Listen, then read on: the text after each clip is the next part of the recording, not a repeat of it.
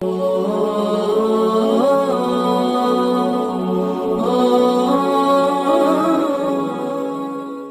ہو یا کابرین ہو یا اس کے بعد کے اولیاء کرام ہو، سب جمع ہوتے ہیں۔ کوئی کہتا ہے کہ میرے آقا اشرف کا عرس ہے، کوئی کہتا ہے میرے پیارے اشرف کا عرس ہے، کوئی کہتا ہے میرے چہیتے اشرف کا عرس ہے۔ بڑا ہے تو چہیتا کہتا ہے، چھوٹا ہے تو آقا کہتا ہے۔ یہ سب بڑے اور چھوٹے سب بزرگوں کے عرس میں تشریف لاتے ہیں، چونکہ اس ولی کے لیے اس کی زندگی میں اس سے بڑا دن اور کوئی نہیں ہوتا، تو سارے اولیاء کرام ہوتے ہیں۔ اب غریب نواز کی بارگاہ میں عرس ہوتا ہے تو ظاہر ہے کہ نجف اشرف سے مولا علی بھی آتے ہوں گے، غوث اعظم بھی آتے ہوں گے، سرکار دو جہاں بھی تشریف لاتے ہوں گے۔ میرے لخت جگر معین الدین کا عرس ہے، میرے جگر کے ٹکڑے غوث اعظم بھی فرماتے ہوں گے معین الدین کا عرس ہے۔ تو یہ سارے بزرگان دین تشریف لاتے ہیں اس خوشی کے موقع پر۔ اب جب سب موجود ہوتے ہیں، خواجہ اپنی جگہ پر ہیں، کہیں قطب الدین بختیار کاکی کھڑے ہوں گے، کہیں بابا فرید گنج شکر ہوں گے، کہیں محبوب الہی نظام الدین ہوں گے، کہیں سیدنا غوث اعظم ہوں گے، کہیں نجف اشرف سے مولا علی ہوں گے، کہیں امام علی مقام کھڑے ہوں گے۔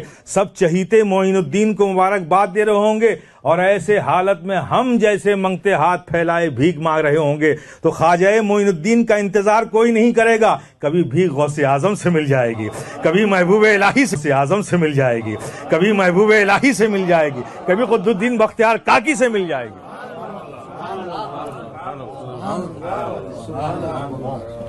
یہ شرف اور یہ انعام صرف عرس ہی کے موقع پہ ملتا ہے۔ عام دنوں میں جاؤ گے تو خواجہ تو ہیں ہی ہیں سب کے لیے، لیکن عرس میں جاؤ گے تو صرف خواجہ ہی نہیں ہیں، لینے والے ہاتھ کم ہوتے ہیں، دینے والے ہاتھ زیادہ ہوتے ہیں۔ بھکاریوں، خواجہ کی خوشی کے موقع پہ آئے، عرس کے موقع پہ آؤ، لے میرے خواجہ کا صدقہ لے جا، کوئی بھی بھیک دے دے گا۔ یہ عرس کا فائدہ ہے۔ اور دوسرے لفظوں میں آپ یہ سمجھیے، ایک ہوتا ہے برسات کا ہونا موسم میں، بارش کا ریننگ سیزن میں، تو جب بارش ہوگی تو ظاہر ہے کہ ڈن ہاگ میں بھی ہوگی، ہیمسٹرڈم میں بھی ہوگی، روٹرڈم میں بھی ہوگی، زولو میں بھی ہوگی، ہر جگہ بارش ہوگی۔ اور ایک بارش کبھی کبھی ایسا ہوتا ہے کہ بھٹکا ہوا بادل کوئی آ گیا، تیز ہوا چل گئی، تھوڑی سی بوندا باندی ہو گئی، پھر صاف، لیکن وہ وہیں ہوا، دوسری اسٹیٹ میں بھی کچھ نہیں ہوا۔ ایسا بھی تو ہوتا ہے نا۔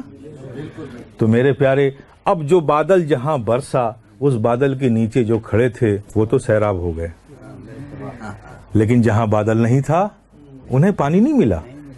تو عام دنوں میں جانا بغیر سیزن کے برسات والا معاملہ ہے۔ آپ جاؤ گے، آپ نے کے مانگنے میں تڑپ ہوگی، آپ کے مانگنے میں وہ کشش ہوگی، آپ کے مانگنے میں وہ خلوص ہوگا، آپ کے مانگنے کا انداز اچھا ہوگا، وہ آواز دل کی آپ کی وہاں تک پہنچے گی، وہ توجہ فرمائیں گے، آپ کو بھیک ملے گی۔ لیکن یہ عرس برسات کا موسم ہے، کوئی کہیں کھڑا ہو، کھلے آسمان کے نیچے نہ بھی ہو، جب بھاری بارش ہوتی ہے تو آپ اپنے کمرے میں بھی کھڑکی کھول دو گے نا تو وہاں بھی بارش کی بوچھار پہنچ جائے گی۔ یہ عرس رحمتوں کی برسات کا دن ہے، کوئی کہیں کھڑا ہو اسے رحمت کے چھینٹے مل ہی جاتے ہیں، رحمت کے چھینٹے مل ہی جاتے ہیں۔ محمد رسول اللہ علیہ صلاة اللہ وآلہ والأحبہ